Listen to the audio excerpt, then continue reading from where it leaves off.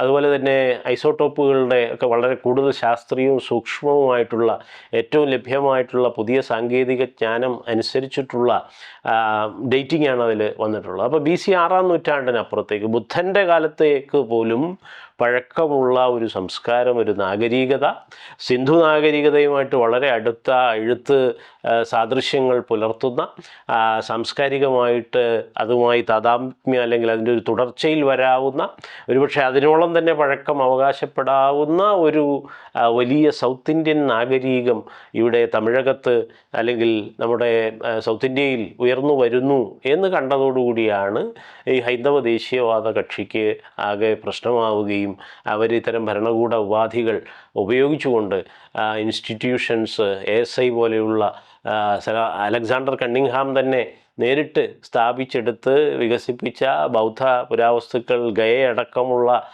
സ്ഥലങ്ങളിൽ പുരാവസ്തു പഠനങ്ങൾ നടത്തി അലക്സാണ്ടർ കണ്ണിങ്ഹാമും ജെയിംസ് പ്രിൻസപ്പും അവരൊക്കെ ഉണ്ടാക്കി വെച്ച ആ ഒരു ആർക്കിയോളജിക്കൽ സർവേ തന്നെ ഉപയോഗിച്ചുകൊണ്ട് ഇതിനെ ഒന്ന് ഒതുക്കാനും അടച്ചുകെട്ടാനും അല്ലെങ്കിൽ മാറ്റിപ്പിടിക്കാനും അല്ലെങ്കിൽ അതിൻ്റെ ആ പഴക്കത്തെ ഒന്ന് തടയാനും ഒക്കെയുള്ള, സത്യത്തെ അധികം നാൾ തടഞ്ഞു നിർത്താനാവില്ല എന്ന് നമുക്കറിയാം, എങ്കിൽ പോലും അതിനെ ഔദ്യോഗികമായ അധികാരം ഉപയോഗിച്ചുകൊണ്ട് അതിനെയൊക്കെ തന്നെ ഔദ്യോഗിക ചരിത്രത്തിൻ്റെ പരിവട്ടങ്ങളിൽ നിന്ന് മാറ്റി നിർത്താനും ഒക്കെയുള്ള ഒരു വിപുലമായ സമ്മർദ്ദ തന്ത്രങ്ങളാണ് ഭരണകൂടം ഇപ്പോൾ നടത്തിക്കൊണ്ടിരിക്കുന്നത്.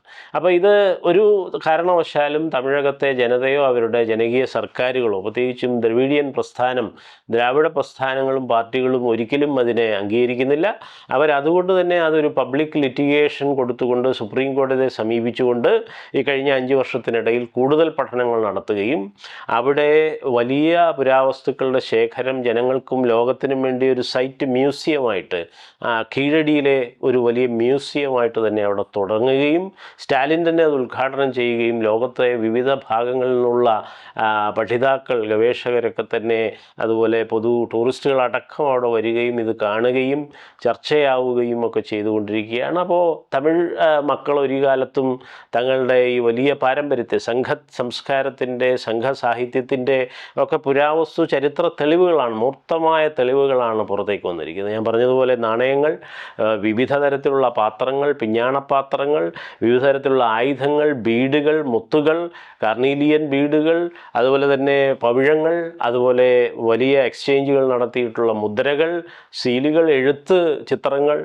ഹെട്രോഗ്ലിഫിക്സ് എന്നൊക്കെ പറയാവുന്ന പെട്രോഗ്ലിഫിക്സും അതുപോലെ ചിത്രലിപികളായിട്ടുള്ള വിവിധ തരത്തിലുള്ള എഴുത്തുകൾ, അങ്ങനെ ഒരുപാട്, പിന്നെ വലിയ മൺകെട്ടുകൾ, ടെറക്കോട്ടയുടെ വെയറുകൾ, ടെറക്കോട്ട റിങ്ങുകളുള്ള കിണറുകൾ, അതാണ് ഏറ്റവും വലിയ ഡ്രെയിനേജിനെ കുറിച്ചും അവരുടെ വാട്ടർ ഇറിഗേഷൻ സിസ്റ്റത്തെക്കുറിച്ചും ഒക്കെ പറയുമ്പോൾ ഏത് ചതുപ്പിലും പ്ലേസ് ചെയ്യാവുന്ന റിങ്ങുകൾ, ഇന്ന് കോൺക്രീറ്റ് കൊണ്ട് റിങ് ഇറക്കി നാം ചതുപ്പുകളിൽ കിണറുണ്ടാക്കുന്നത് പോലെ ഈ പറയുന്ന 2600 വർഷം മുമ്പ് അല്ലെങ്കിൽ അത്രയും പഴക്കമുള്ള ബുദ്ധകാലത്ത്, അശോകന് മുമ്പ് ബുദ്ധൻ്റെ കാലത്ത് തന്നെ സൈന്ധവ നാഗരികതയ്ക്ക് തുല്യമായിട്ടുള്ള അതിൻ്റെ ഒരു സഹോദര സംസ്കാരം, ഒരു തെക്കൻ വഴക്കം നമ്മുടെ നാട്ടിൽ ഉണ്ടായിരുന്നു എന്നതിൻ്റെ ആ റിംഗ് വെല്ലുകൾ തന്നെ അവിടെ റീപ്രൊഡ്യൂസ് ചെയ്തിട്ടുണ്ട്. പട്ടണത്തു നിന്നൊക്കെ കിട്ടിയതുപോലെ വലിയ ഇഷ്ടികയുടെ, ചുട്ട ഇഷ്ടികയുടെ വലിയ ബ്രിക്ക് വർക്കുകൾ, ഇപ്പോഴത്തെ ആധുനിക എഞ്ചിനീയറിങ്ങിലാണ് അത്രയും വിപുലമായിട്ടുള്ള, പാശ്ചാത്യ ലോകത്ത് പോലും അത്തരം ബ്രിക്ക് വർക്ക് വന്നിട്ടുള്ളത്. അപ്പോൾ അത്രയും വലിയ ചുട്ട ഇഷ്ടികയിലുള്ള വലിയ ബ്രിക്ക് വർക്കുകൾ അടക്കം ഒരുപാട് കാര്യങ്ങൾ. ഇതിനകത്തൊന്നും തന്നെ മറ്റൊരു കാര്യവും കൂടിയുണ്ട്, ഇതിൻ്റെ പ്രാചീനത സൈന്ധവത്തിലേക്ക് പോകുന്നു, ഇൻഡസിലേക്ക് പോകുന്നു എന്ന് മാത്രമല്ല, ഇതിനകത്ത് ഒരു ഹിന്ദു ദേവീ ദേവന്മാരുടെ ഒരു ലിംഗങ്ങളോ അല്ലെങ്കിൽ ശില്പങ്ങളോ മൂർത്തികളോ വിഗ്രഹങ്ങളോ ഒന്നും തന്നെ വന്നിട്ടുമില്ല. അപ്പോൾ ഇതാണ് യഥാർത്ഥത്തിൽ ഈ ഹൈന്ദവ ദേശീയവാദ കക്ഷിയെയും ഭരണകൂടത്തെയും ഏറ്റവും അധികം പ്രകോപിപ്പിക്കുന്നത്. അതിൻ്റെ പ്രാചീനതയാണ്.